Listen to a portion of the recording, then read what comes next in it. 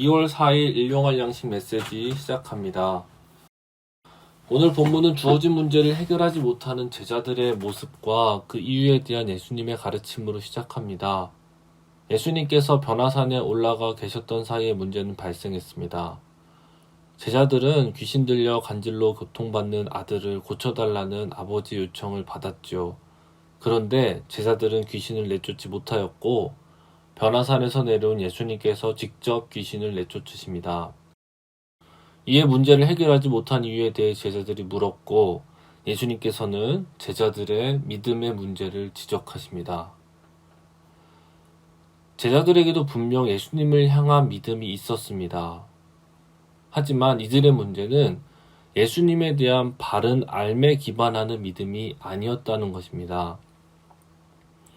즉 이들이 지금 믿고 있는 예수님은 순환을 당하시며 죽으시고 다시 부활하심으로 피조세계를 구원해 주실 예수님이 아니었습니다. 지금 이들이 믿는 예수님은 미신적이고 마술적인 능력을 통해서 로마로부터 정치적 독립을 이루어 주시는 예수님이었습니다. 예수님께서는 이러한 그릇된 알매 기반한 제자들의 믿음이 능력 없음의 원인임을 드러내십니다.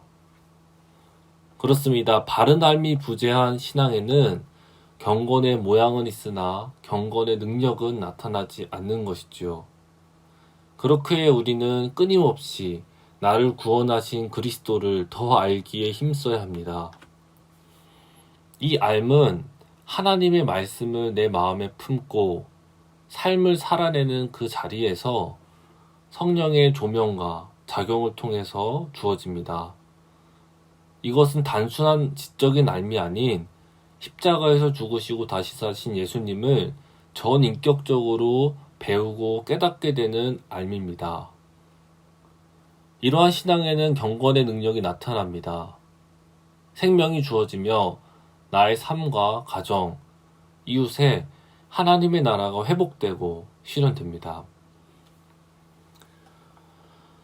오늘 본문에서는 성도에게 주어지는 이러한 경건의 능력이 어떻게 사용되는지를 드러내고 있는데요. 이어지는 본문에서 저자 마태는 예수님께서 성전세를 내신 장면을 기록하고 있습니다. 하나님의 아들의 신분이신 예수님은 성전세를 내지 않아도 됩니다. 하지만 이방인들과의 불필요한 충돌을 피하시고자 물고기 입에서 한 세개를 가져다 성전세를 납부하십니다.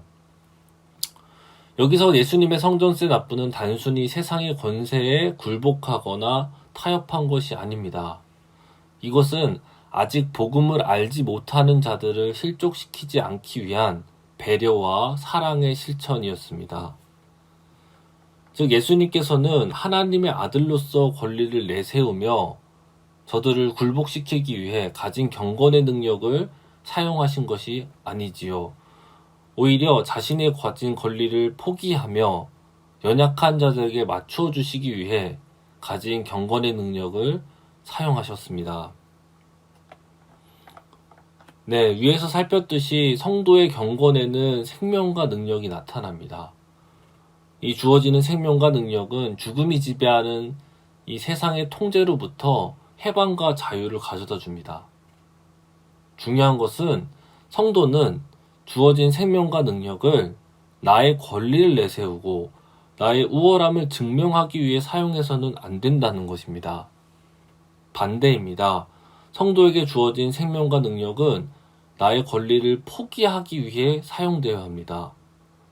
이 생명과 능력은 잃어버린 영혼들을 섬기기 위해 그들에게 맞추어 낮아지기 위해 사용되어야 하는 것이고요. 이 생명과 능력은 타락한 세상을 품기 위해 감당해야 되는 십자가를 지고 버티기 위해 사용되어야 합니다. 그러할 때 분명 예수님을 통해 하나님의 나라가 시작되었던 것과 같이 이를 감당하는 성도들을 통해 오늘날 그 자리에 하나님의 나라는 실현되며 확장될 것입니다. 오늘 하루 맡기신 자리, 그리스도를 통해 주어진 생명과 능력을 나를 증명하기 위한 자리가 아닌 사랑하기 위해 사용하는 성도님들이 되시기를 소망하고 축복합니다.